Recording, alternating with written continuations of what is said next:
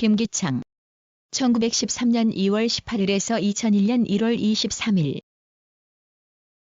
일제강점기부터 현대까지 활동한 한국 화가이다. 일제강점기에 김은호 문화에서 수학한 후 조선미술전람회에서 연속 입상하며 작가로서의 입지를 굳혔다. 1970에서 1980년대에는 산수화 전통 위에 현대적 감각을 더하여 바보산수와 정록산수 연작으로 대표되는 독자적인 예술 세계를 완성하였다. 한국의 전통 회화와 현대 미술을 연결하는 교두보 역할을 하였다는 평가를 받는다. 1913년 서울 운리동에서 태어났다. 7세에 장티푸스를 앓으면서 청각을 잃고 언어장애를 얻었다. 1930년 승동보통학교를 졸업한 후 마지막 왕실 화가였던 이당 김은호의 하숙인 이목헌에 들어가 그림을 배우기 시작하였다.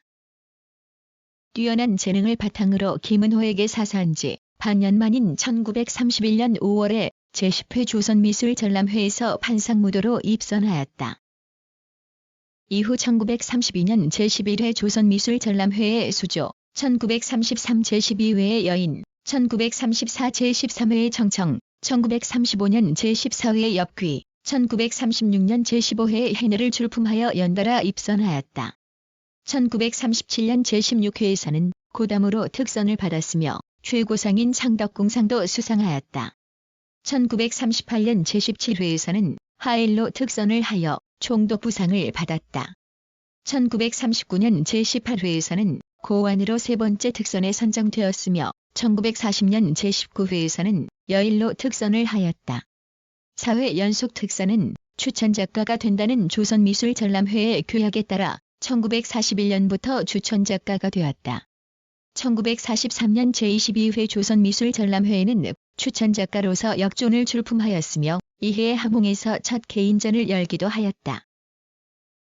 이 시기 김기창은 김은호가 구사한 일본 화풍의 영향하에서 사실주의 채색화를 주로 그렸으며 특히 인물 묘사가 뛰어나다는 평가를 받았다. 일제강점기와 친일활동. 일제강점기의 김기창은 조선미술전람회에 연달아 입상하면서 화가로서의 입지를 강화하였다. 이 과정에서 조선 총독부의 비호를 받으며 일제의 군국주의를 찬동하는 내용의 작품을 발표하게 된다. 1942년에는 친일 미술 전시회였던 반도총후 미술전, 조선 남화연맹전, 애국 백인 일수 전람회에 참가하여 일제의 군국주의를 찬양하는 작품을 출품하였다. 또한 일제의 강제 징집을 독려하는 연재무리님의 부르심을 받고 해 사파를 그리기도 하였다.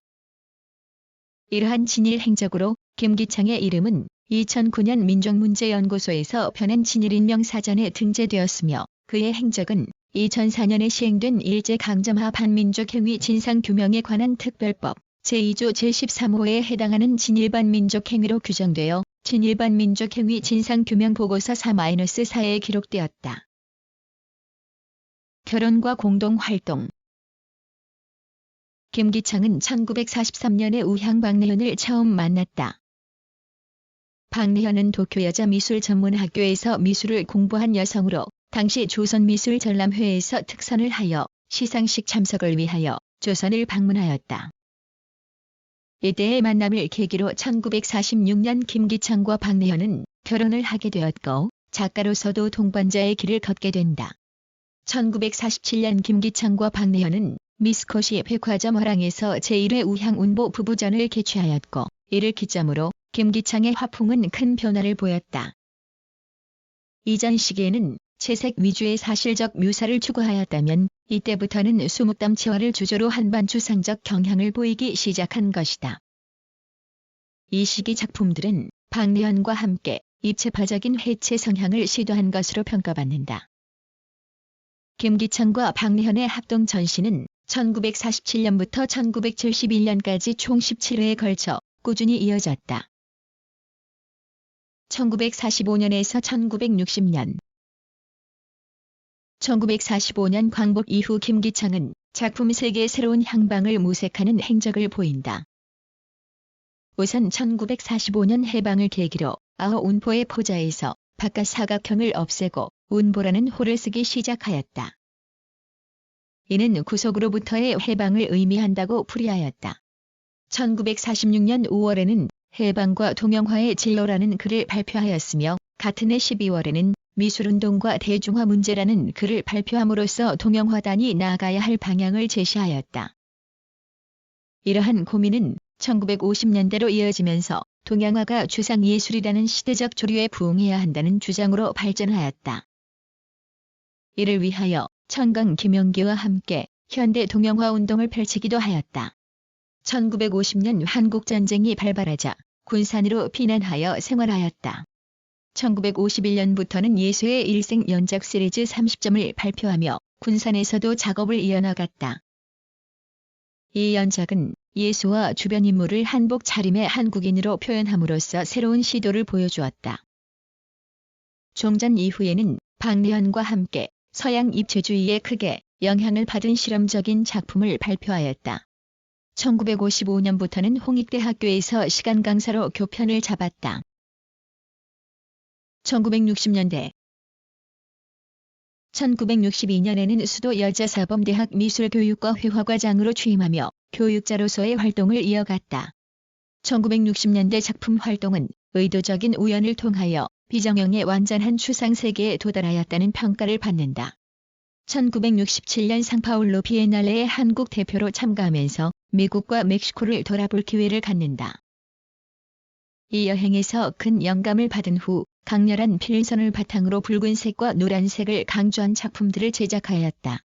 1968년 작품인 태양을 먹은 새가 이러한 추상 표현 시기의 대표작으로 꼽힌다. 1970에서 1980년대 1970에서 1980년대에는 바보산수와 청력산수라는 김기창의 독창적인 작업이 탄생한 시기이다. 1976년 1월에 부인 박래현이 타계하면서 잠시 슬럼프에 빠지기도 하였으나 이내 작품 활동에 복귀하였다.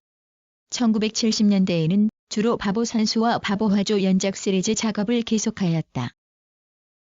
바보산수와 바보화조는 회화의 순수성과 꾸밈없는 인간 본성을 표현한 것으로 평가받는다.